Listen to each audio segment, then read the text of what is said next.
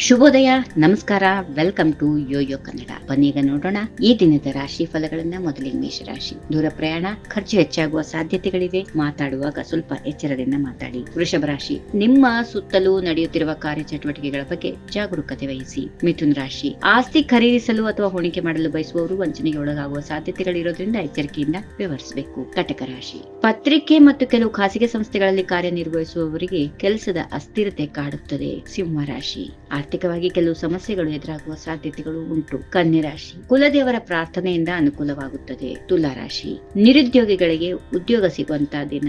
ವೃಶ್ಚಿಕ ರಾಶಿ. ಉಸಿರಾಟದ ತೊಂದರೆ ಇರುವವರು ಎಚ್ಚರಿಕೆಯಿಂದ ಇರಬೇಕು. ಸೂಕ್ತ ಚಿಕಿತ್ಸೆ ಪಡೆಯುವುದು ಉತ್ತಮ. ಧನುಸ್ ರಾಶಿ. ವಿಧೇಯತೆಯಿಂದ ಇರುವ ನಿಮ್ಮ ಗುಣ ಉನ್ನತಾಧಿಕಾರಿಗಳಿಗೆ ಇಷ್ಟವಾಗುತ್ತದೆ. ಇನ್ನು ಮಕರ ರಾಶಿ. ಉದ್ಯೋಗ ಬದಲಾವಣೆ ದೊಡ್ಡ ಸಮಸ್ಯೆ ಆಗಬಹುದು. ದೂರ ಪ್ರಯಾಣ ಸದ್ಯ ಬೇಡ. ಕುಂಭ ರಾಶಿ. ಆರ್ಥಿಕ ಸಮಸ್ಯೆ ಎದುರಿಸಲು ಸಿದ್ಧರಾಗಿ. ಕೃಷಿ ಕಾರ್ಯಗಳು ಬಿಡುವಿಲ್ಲದೆ ಜರುಗುತ್ತವೆ. ಇನ್ನು ಕೊನೆಯದಾಗಿ ಮೀನರಾಶಿ. ಚಾಣಾಕ್ಷತನದಿಂದ ಕೆಲಸ ಕಾರ್ಯಗಳನ್ನು ಸುಲಭವಾಗಿ ಪೂರ್ಣಗೊಳಿಸುತ್ತೀರಿ. ಹೀಗಿವೆ ಈ ದಿನದ ರಾಶಿ ಫಲಗಳು. ಸರ್ವರಿಗೆ ಶುಭವಾಗಲಿ. ಶುಭ ದಿನ. ನಮಸ್ಕಾರ.